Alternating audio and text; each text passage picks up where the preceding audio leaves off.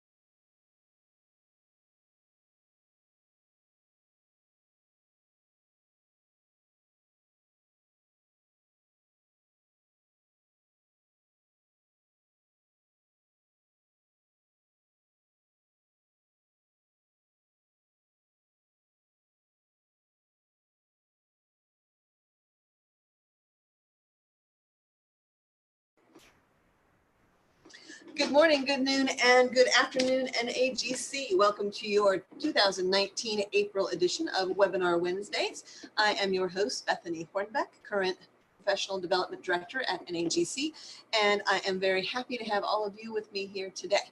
I am also happy to introduce today's Webinar Wednesday presenter, Ms. Sue Sims.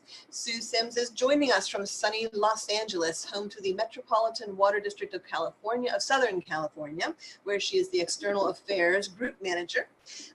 The Water District was the first place winner in our educational outreach category for our 2018 Blue Pencil Gold Screen Awards competition for their entry on their annual competition called Solar Cup. So she's going going to be presenting how about Rocking the Boat, how solar power, water, and STEM combine in a SoCal messaging coup.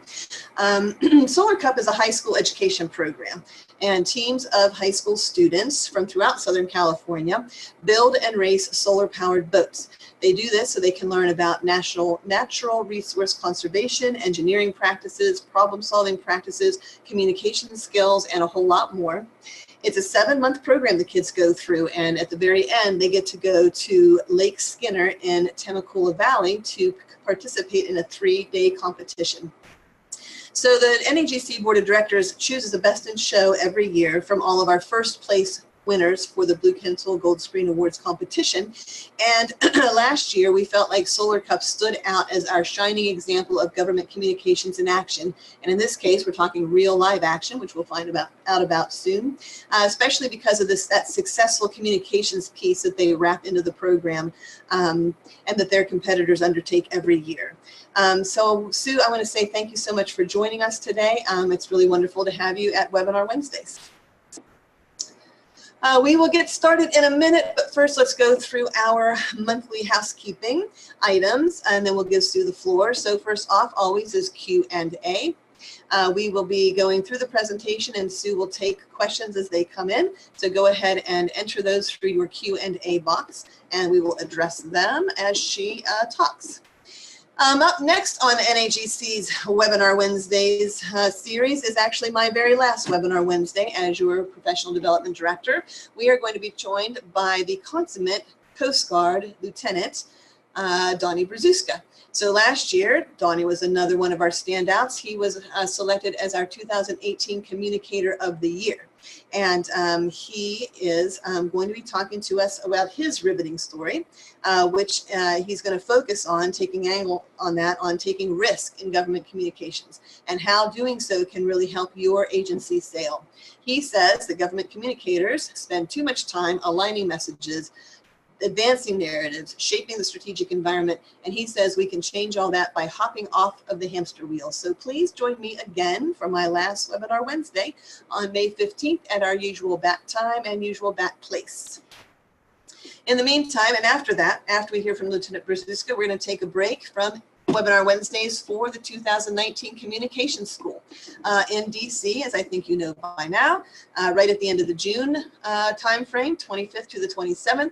We've got advanced training workshop registrations are open. The full school registration is open with early bird all the way through May 15th, and the agenda is live. So go to nagc.com under the Professional Development tab to sign up for Lieutenant Brzuska's presentation, and then hop on over to the Communications School tab to check out the agenda and get yourself registered.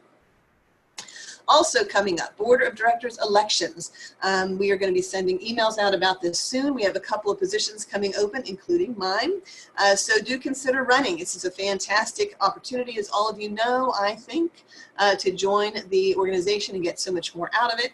You could also consider joining a committee. We have tons of activities going on. We've got communication school activities. We're going to be starting Blue Pencil Gold Screen for 2020 over the summer, so you can hop in on that activity. Hey, you could be running a Webinar Wednesday just like me right now and running that show for the year of 2020-2021. So go ahead and keep an eye out for those emails and think about hopping on board. We've got a bunch of folks who have been volunteering lately. So it's a nice new crop of folks, and you could join those guys and get involved. And honestly, that's all I've got for housekeeping today. So Sue, I am ready to turn the reins over to you if you'd like to share your screen and get started.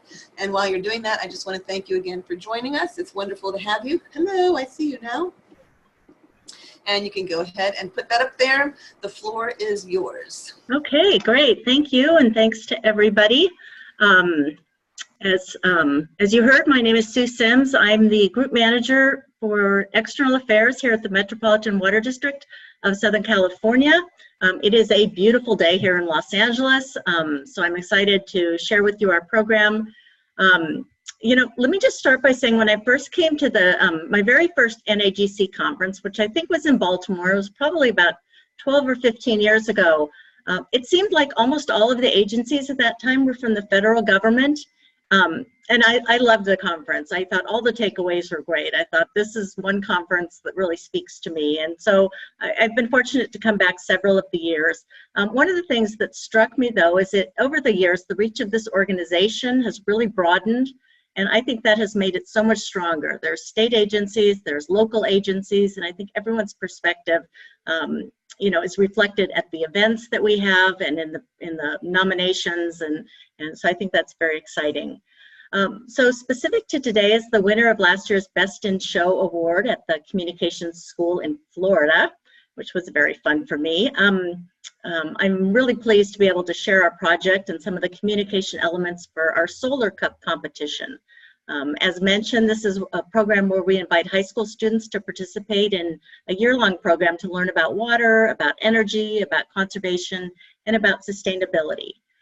From a communications perspective, we really try to capitalize on teens' natural bent to share information with their friends through social media. That's one of the ways this program has evolved, and to get the message of water conservation, which is very important to us as an organization, out to one of the most difficult to reach audiences in our demographics.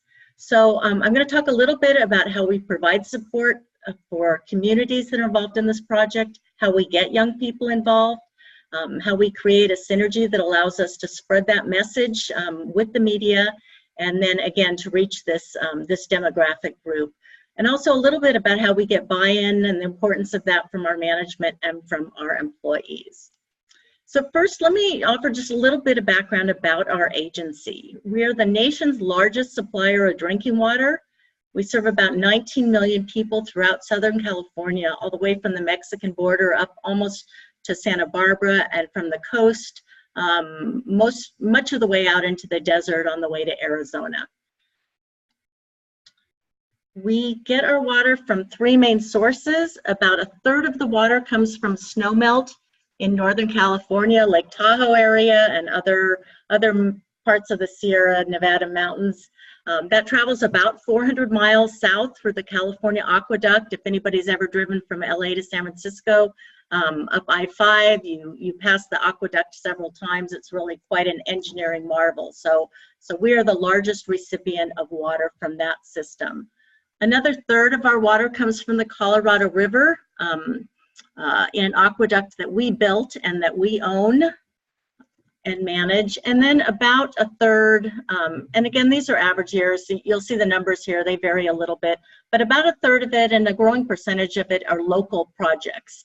Those are groundwater, increasingly stormwater, recycling, conservation programs, and some local aqueduct.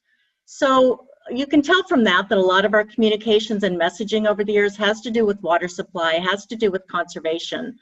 But looking at our education program, we wanted to come up with something that was unique, that still fit within that message, and kind of a signature project.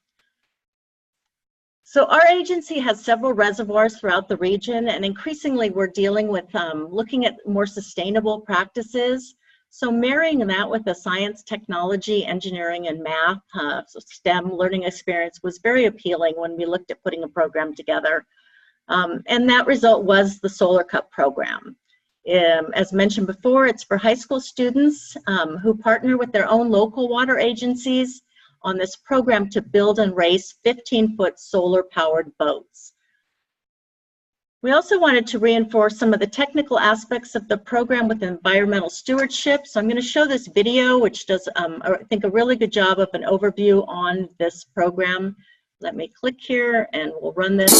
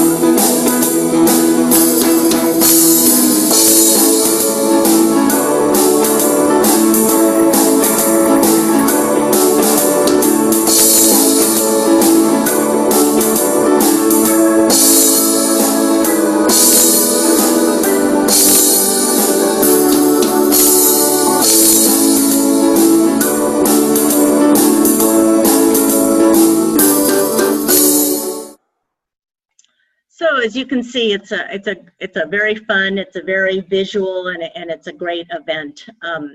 Our goals, and we felt like we needed to have these very clearly articulated in order to build our communication program, were to sort of reinforce that whole concept of environmental sustainability.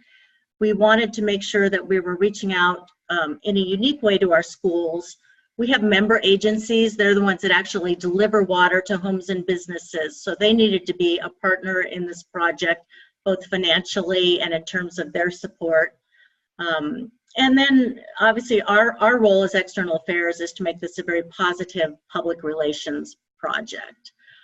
As mentioned, a year-long program. I'll talk a little bit about some of these touch points, which we thought, we deliver the kits and then we have this event at the end of May, but there's a lot of steps in between that we thought were important to its success. And I'm going to walk through a couple of those as they deal with the communication project.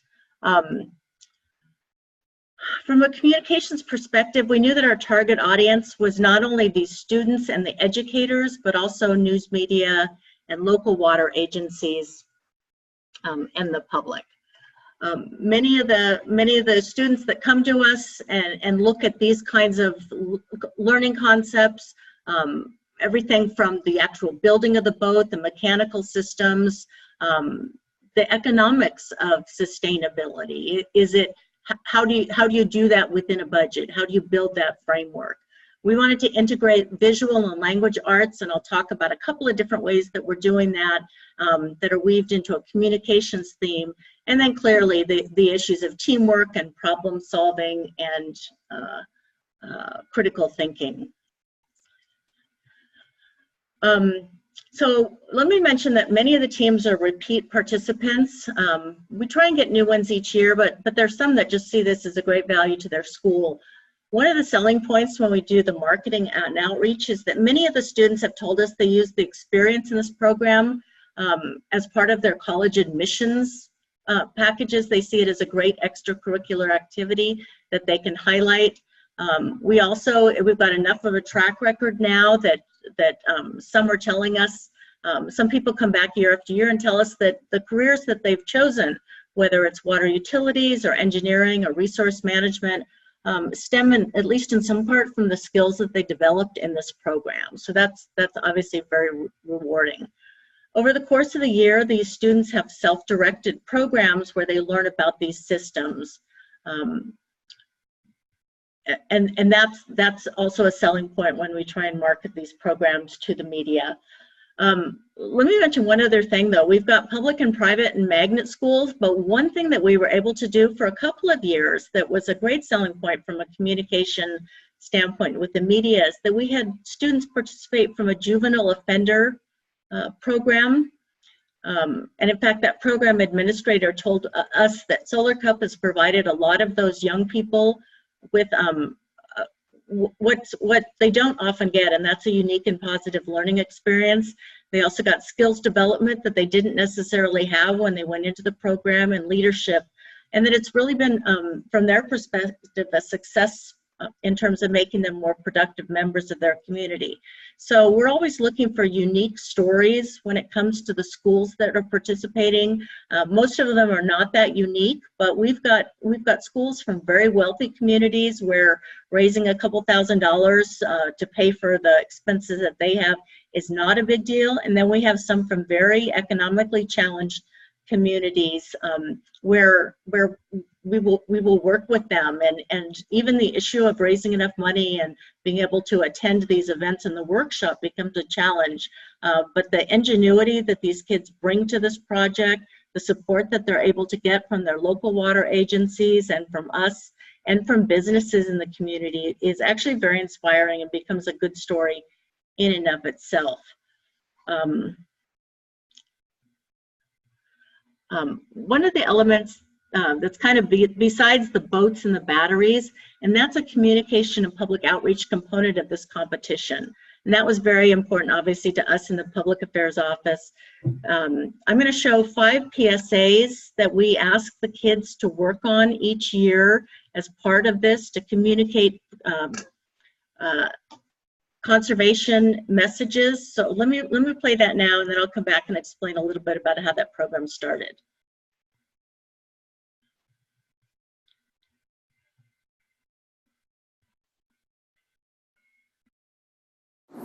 We're here today at Norte Vista High School, where these two students are going to compete in a water conservation contest to see who can find the best ways to conserve water at school. Hi, my name is Kimberly, and I'm ready to win this competition. I want to make water conservation a forever thing. Hello, I'm Stephanie. I believe water conservation is not about the weather, it's about forever. I'm definitely ready to find new ways to help save the world. Girls, are you ready? I'm ready! In 3, 2, 1, go!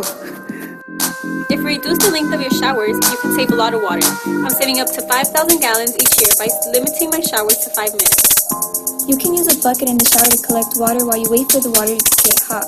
I collect even more water while I'm showering. You can use your collected water to flush the toilet or to water your plants.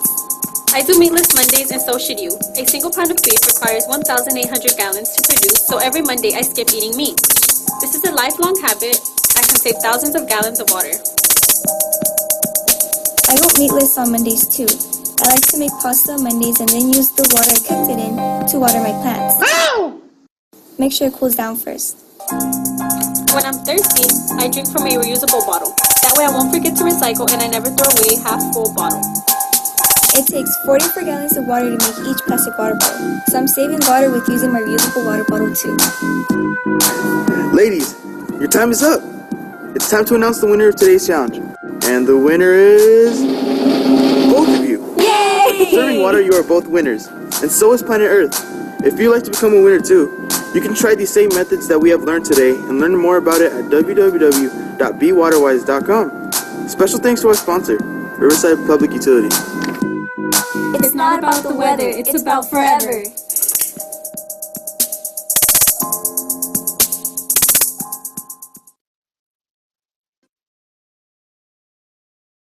Hey son, this book that I'll read to you today is called Water Conservation. It's not about the weather, it's about forever. Be water-wise. What's that about?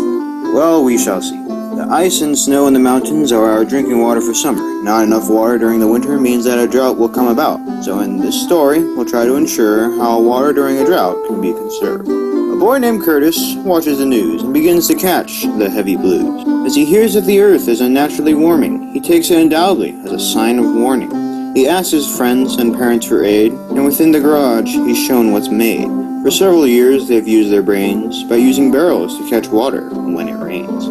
Curtis finds out the following night that it will be raining, so he sets things right. He catches the rain in a couple of barrels to save the world from certain peril. When summer arrives, his family thrives because they decide to be water-wise. His happiness does not end, so he decides to tell a special friend. Adam is impressed with Curtis's initiative, but can't help but think that it was tremendously primitive. He has watered his plants well for both winter and spring. He now calls himself the Garden King. Now that it's hot, more water needs to be bought. Adam tries to keep the plants healthy, but his parents tell him they're not that wealthy. Adam asks his neighbors how their plants survive, and they say that they use plants that are water-wise. He tells his friend Ben about his feat and how his plants are thriving in this intense heat. Adam claims that he feels like a winner, and Ben recalls what happened just before dinner. Ben was cooking noodles with his dad when he noticed something that he thought was bad. Ben asks his father with a frown, "Why do you pour that water down?" His father realizes that Ben is right and saves the water for the night. In the morning, he went to the lawn and used the water that was still not gone. In the morning, green grass he spies, then he is happy that he is water-wise. Be water-wise. For more information, go to bewaterwise.com. For local information, go to ladwp.com.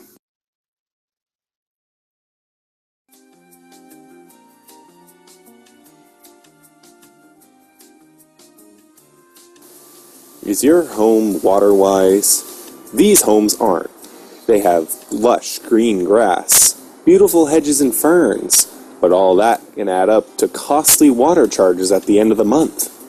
You need to be water-wise, like these homes. Water-saving sprinklers, drought-tolerant plants, water barrels that you can use to water your plants after a rainstorm. Because it's not about the weather, it's forever. Take it from these homeowners. Thanks to my drought-resistant plants, I only use the water from my barrels, and I get paid for using them. I My poppies are really blooming this year because of my rotating sprinkler heads. They cover everything. Thanks to my moisture-sensing sprinklers, my plants only get water when they need it. Look how great it looks. My weather-based irrigation system picks the best times of day to water, doesn't water when it's rainy, and waters at night so my beautiful flowers don't burn. Thanks to these responsible homeowners, water is being saved even during high precipitation years because, after all, it's not about the weather, it's forever. For more information on water conservation, visit bewaterwise.com. Recent reports have stated that California has been in and out of a drought. It's up to you to conserve our water. It's up to me to conserve water.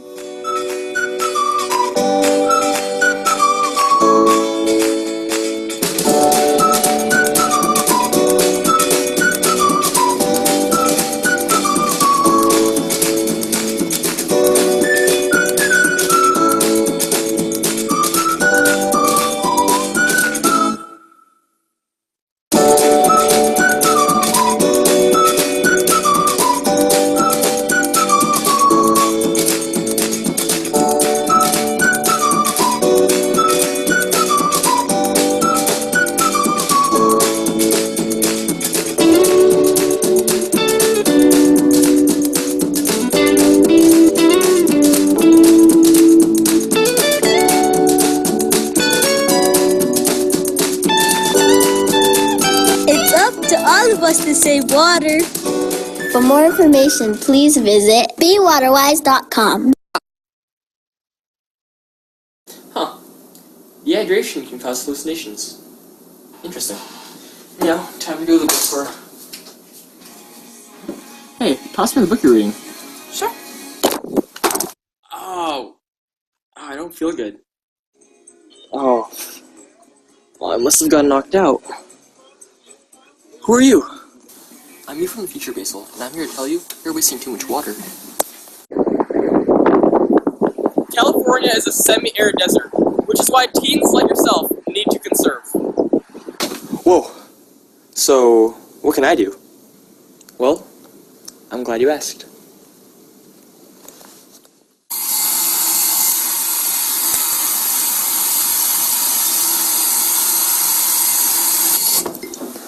Always turn off the faucet when not in use. Keeping the faucet on while not in use can waste up to 3 gallons every time you brush. Oh, my shirt's so dirty, I have to wash it. Basil, only wash on a full load so that you can save water.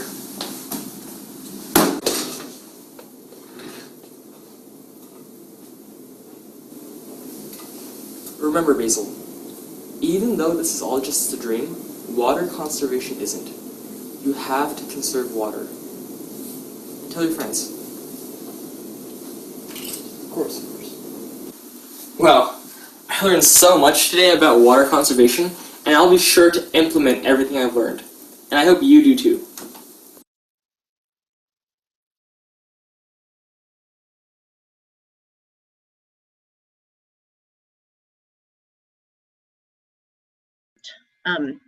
So this component was really important to us. We wanted to kind of reinforce some of the different skill sets we were looking at for these students, but also, from our perspective, you can't effectively have a program unless there's strong communication, and we wanted to create value there.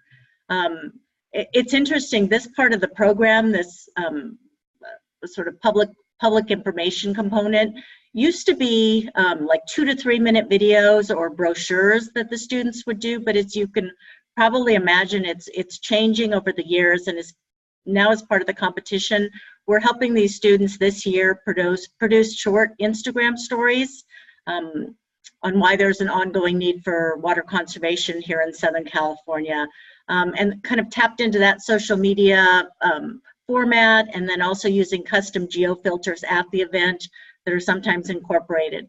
It occurred to me it might seem kind of funny when you see these photos of the landscapes, kind of the natural natural and native plant landscapes in California. But anybody that's lived out here knows that, you know, it pretty much stops raining in about April and starts again in October. So every year we have kind of this natural drought all summer long where we're using water we've saved all winter. And then, you know, every couple of years we get a drought that lasts through most of the winter. This year was an exception. Got a lot of water, but our big message is outdoor watering and how that has to be a much more sustainable landscape that people look to put in their yards. Some communities are doing that as a matter of practice. Some of the older communities are having to do it kind of on a house by house basis. But here in California, about 50 to 60% of water use is outdoor, so that's really our sweet spot in terms of doing it. And you'll see there are things like turning up the water during brushing your teeth and washing clothes, but a lot of it has to do with outdoors. So that's been a key message. So what we do is we invite these students to a workshop about halfway through the year. They bring their draft scripts and their concepts. They're reviewed by our public affairs and media staff. And we often bring in experts, sometimes on using social media, people from Snapchat or other formats who have got a lot of experience. We also talk about the use of copyrighted content and songs and provide advice on how they can use royalty-free media. It might seem like a little thing, and a lot of the kids aren't really even aware of it, but last year we brought in a professional filmmaker, and we wanted these students to learn how important it is to respect the people who make their living writing music or creating artwork, and sort of that whole concept of protecting intellectual property. And that was something that we thought was very valuable. Let me scroll past, whoops. Let me see if it just hasn't caught up with me yet. There we go, okay. So one of the other ways that we introduced kind of a visual element that we thought would be a attraction to media that we want to cover this, it sort of is this competition of hottest boat. So not only are they having to build a technically and energy efficient boat, but as you can see, and here's a couple of examples, but there are some very, very creative ones that the kids paint, and they've got shirts that match and clever messaging. There have been some very emotional ones. You know, these teams come back year after year, and every once in a while, one of their advisors or even one of their students has, passed away. And so lots of times these are tribute boats. Some really interesting stories, and certainly we don't try and exploit those, but we do think that they're an interesting element. So I want to talk a little bit now about, as we wrap up, about the approach for the communication events, and these were a central part of our application to NAGC last year. So obviously we're very proud of this event. There's about 800 or so high school students who participate, but we know that our job as a communicator is to help get the message out. So these 35 or 40 teams represent many communities. And, lots of them have local papers, but they're very short staffed. So getting them the content that they need, packaging that for them, and encouraging them to connect with their local schools that are involved in this has been very beneficial in terms of getting coverage in those papers. We also share our messages about these programs through our own social media accounts, so they've got a wide reach there. And of course, the kids spread their message through their own social media accounts and their school's account. So one of the things we obviously do as we're getting ready for this event is we make sure we have all of those account names, we have the hashtags ahead of time, and we can build a communications program in that way. When we post on our platforms, as everyone knows, using photos and videos are much higher performers, and so we try and do that whenever we can. In prepping for the event, we do the typical tools in terms of press advisories. We have an inventory of photos and videos from last year so that we can give reporters, especially those that haven't covered them before, a sense of what this event is actually like. We know it's kind of a hard concept to share just in words, so having those resources that we can send out to media is helpful. We invite them out to the event, often using that hook of their local schools, or occasionally we'll get elected officials from those communities who come out. and want to be a part of that to cheer their teams on. One of the challenges that we have is that this event is in a fairly remote location, and actually with pretty spotty internet service. So over the years, we've tried to build in a little more infrastructure in terms of better cell phone service out there. I mean, to the extent of finding, like, if you go stand over there, you may get signal depending upon your carrier. So every little detail is important when we're trying to get that message out there. Our media spokesmen at the event are very knowledgeable about the event, but what we try and do is get experts. Sometimes those are parents, sometimes those are advisors to the school, or other staff from other parts of our agency who are water engineers, or might be energy experts who can also talk to reporters and teachers and try and give those stories more depth. But either way, it's a hands-on learning experience for all of us at every turn. One thing we were very successful with, I think this was 2 years ago, we actually were able to get the host of a local PBS show called Curiosity Quest to come out to the event. We pitched the idea to him and he brought his camera crew out, interviewed the students, very, very fun story, and it ended up being about a 26-minute segment on his PBS show and on his website. I won't show that video, but I do have the link. It's here on this slide, or you can just Google Curiosity Quest with Joel Green.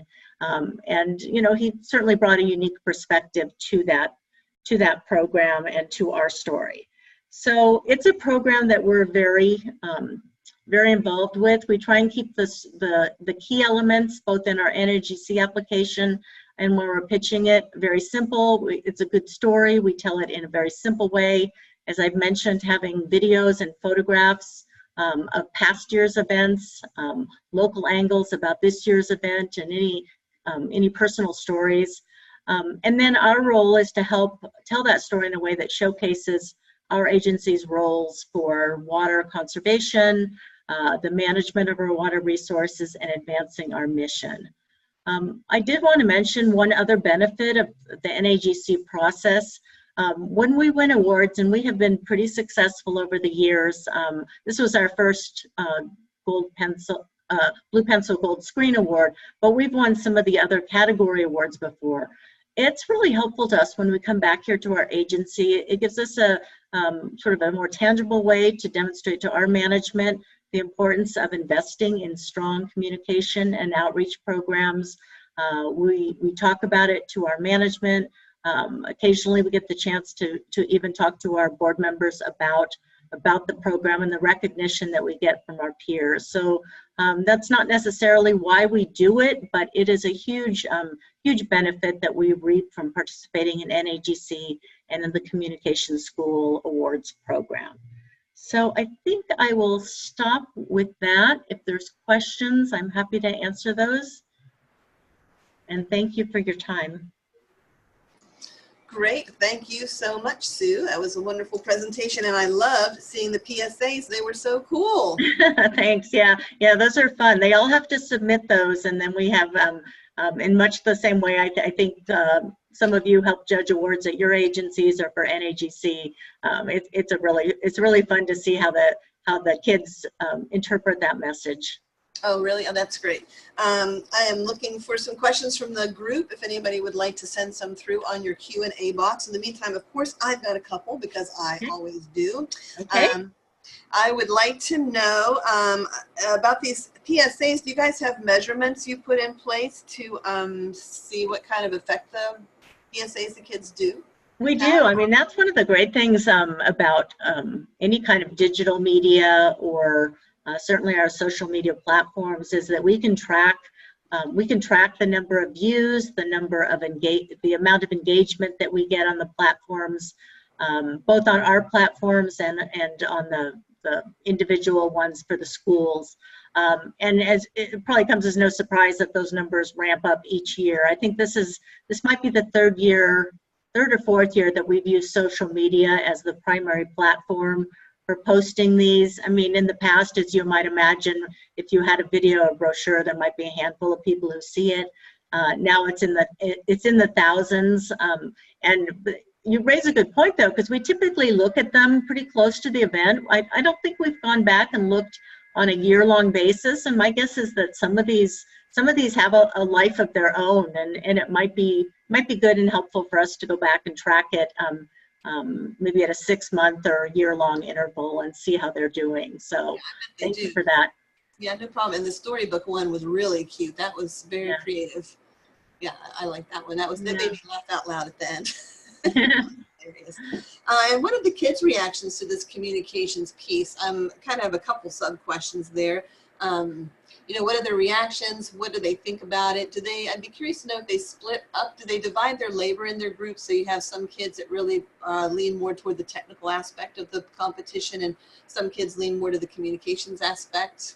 They do. I mean, the teams of kids are usually around, I don't know, anywhere from 10 to 15. And as you can imagine, you've got within that, I mean, I think most of them there because they have a technical perspective, but they're students in high school. I mean, they almost all of them have evolving and emerging communication skills just in their own social media. We're seeing a lot more sophistication than we saw maybe 5 or 8 years ago. When it involves having to design a brochure and write copy, it's never as fun as a video and interviewing your friends. So I think it's probably broadened their capabilities in terms of communication. Certainly we're seeing a lot fresher. You can imagine a water conservation message can get pretty stale in terms of a brochure or kind of your standard vehicle. But, when they get to introduce, emojis and GIFs and, animation, I mean, we've been tremendously impressed by the stories. And some of the teams, there'll be 1 or 2 people that take the lead. Others, it's a much bigger group. So it really varies between the 35 or so teams that participate. And if you're saying the teams kind of repeat year by year, so do you see their skills building over the course of their time in the program? Well, it's different students. So we do see some of the same kids. I mean, you don't have to be a senior or a freshman to participate, but there's turnover within each teams. And occasionally we'll get somebody who was there as a freshman and now they're a senior.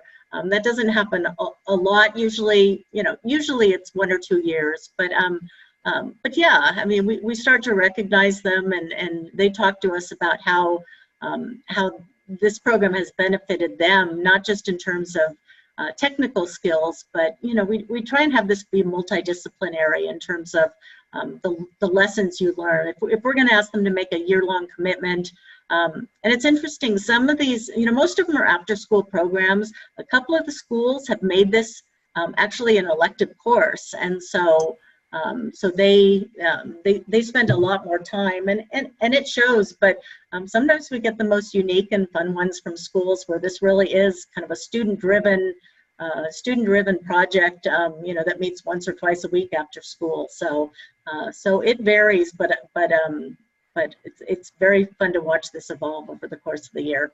That's awesome. We do have a couple of questions coming in. So A. Palmer says, "Hi, Sue, great program. Have you been able to figure out how to track individual student posts on social media?"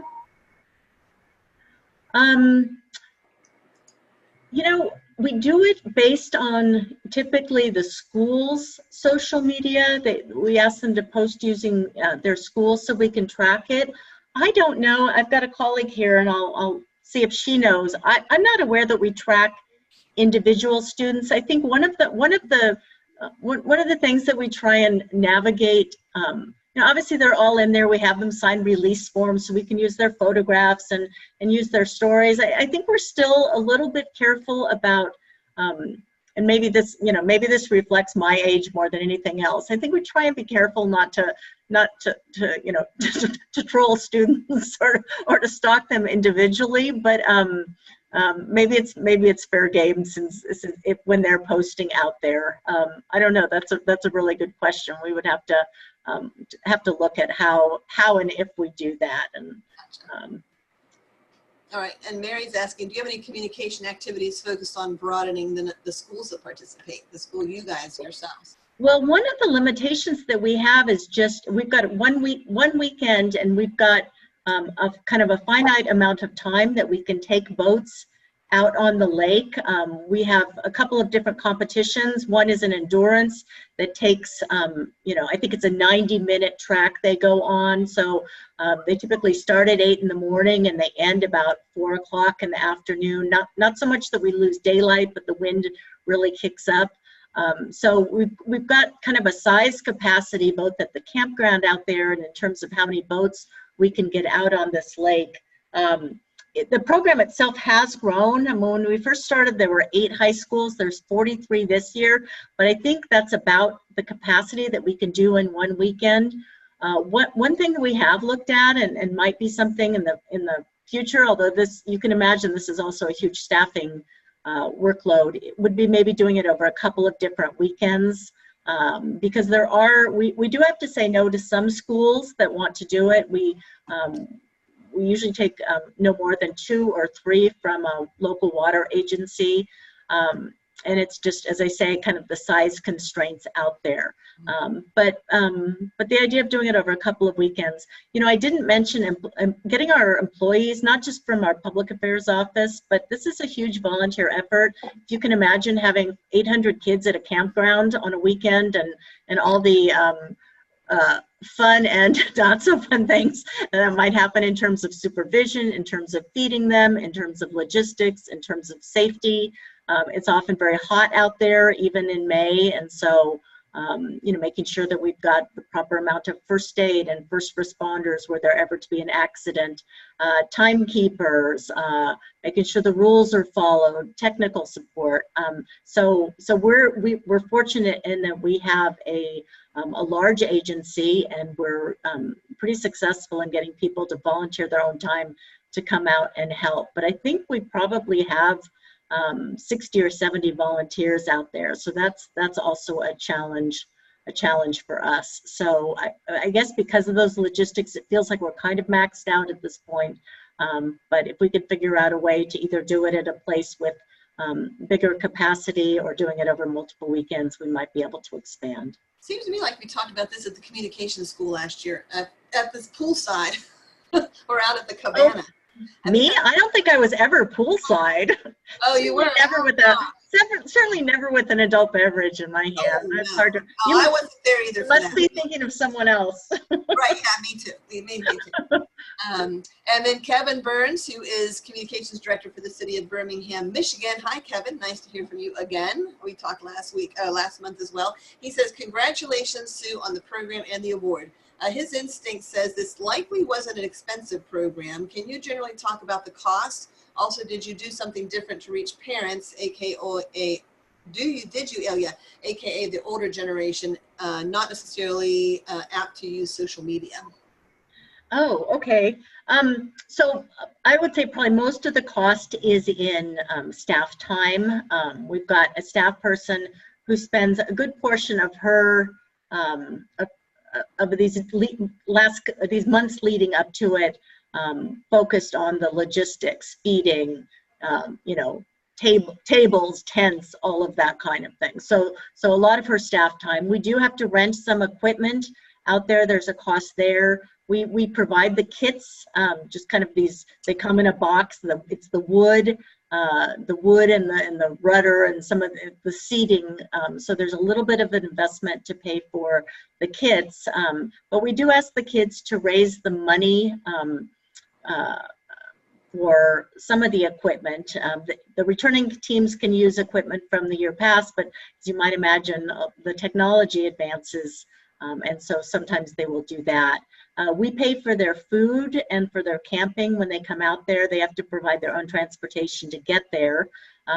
So there's a cost involved in that. But we try, we're a public agency. We try and keep the costs minimum. I mean, we serve hot dogs and hamburgers. We don't serve filet mignon and salmon. So things like that. We don't house them at hotels. They camp and they bring their own equipment for that. So we do have a budget, and we're fortunate that we're an agency that's willing to make that investment because it's an important part of our education and outreach program. But like any agency, we try and be prudent with the amount of money that we spend and that we invest in these programs. Do you all award the kids? I mean, is the communications piece part of the awards, part of the competition? It is. It is. Yeah. Yeah. At the end of Sunday, we probably spend at least an hour giving out awards. We've got lots of different categories. We've got endurance awards. We've got speed awards. We have a teamwork award. You saw hottest boat, best public service announcement. And then we do a rookie category, recognizing that the teams that are there for the first time maybe don't have some of the advantages that comes with experience, and then a returning team. So, we've got,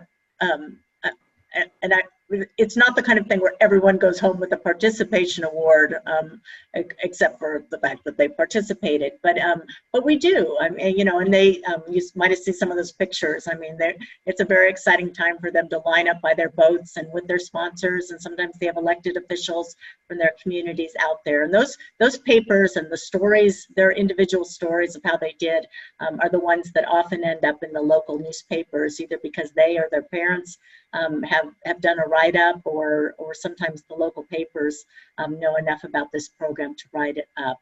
A lot of these schools come out with a couple of parents, and so those parents sometimes are charged with doing the social media. I think those of us in sort of my demographic still look to Facebook mostly, and so we tend to see sort of the older people participating, posting pictures of their students, their children, and their children's teammates on Facebook. But Snapchat was a big thing a couple of years ago. I mean, I think the stories still are, that medium is evolving, but certainly on Instagram, and to some extent on Twitter, and then a lot of them, of course, have YouTube channels, so they end up there. I think tracking it is one of the things that we're evolving to try and do, because as a couple of you have pointed out, that really is a place to help measure the success of this program, and we're adapting to recognizing that and figuring out the best ways to do that. So what channels are the kids using mostly? Instagram and YouTube? Yeah, I definitely Instagram stories. That tends to be the kind of the platform of choice. We do have geofilters. We have them on Snapchat, and I know those got used a lot. That was an interesting experiment for us. That was the first time we had used geofilters, where we branded it with Solar Cup and our agency's logo. And I did not realize, probably all of you know this, just how geo-specific those are, and the price you pay is so, I mean, if you go 10 feet further the other way, it's a different price. And if you have an hour longer for that filter, it's a different price. And the first year we did it, it was very cost effective. I mean, I think it was like $50 or $100 for the weekend. I think by the second year, it had grown by leaps and bounds. And I'm not even sure that the cost now, I mean, it's fun for kids to use. I don't know that it's something that we'll continue to do, but this is an evolving learning experience for those of us especially in public agency government communications, of where the greatest value is for that. So we're learning as well as we go along each year with this program. How are they sharing their YouTube channels? I mean, are they connected with each other through YouTube, so they're seeing it that way? Or are they posting it? Yeah, I mean, you'd be amazed. Some of them have, like, I mean, I don't know if it's because they're here in Los Angeles or just the nature of YouTube channels, and some of them have a fairly significant following. I wouldn't say any of them are in the, hundreds of thousands or millions, but some of these kids have kind of figured out how to leverage that platform and have, several thousand followers. I assume some of those are their classmates, but it's becoming quite the interesting media model. I don't know if NAGC is going to have anything along those lines at this year's communication school, but I'm sure it's something that other members are noticing, how you monetize that, how you build a following, how we as public agencies can or may not want to tap into those vloggers. I know I've got teenage kids that, it's the weirdest things they watch. It's not even the things that I would typically expect them to watch, and sort of how that becomes a brand. But some of these kids are very sophisticated at that. So I think we're learning from them as much as they're learning from us. Yeah, oh yeah, I'd say. And that's an interesting point. Anybody that's out there in the audience, if you guys, that's a great topic for Webinar Wednesday or the Communication School. If any of you guys know somebody in the government realm who's been successful, or non-government really, at building a YouTube audience, and we've got a new link up on the website under the Webinar Wednesdays page where you can suggest speakers. If you've got somebody that has experience in this area, building a YouTube audience, that would be a terrific topic. So feel free to pop onto the website and put in a speaker recommendation, or send them a link to the sign up page. You can either sign up yourself as a speaker, or you can recommend a speaker. That would be great. I would love that. So a little bit of a hive mind, please, from NAGC. That's a really good topic.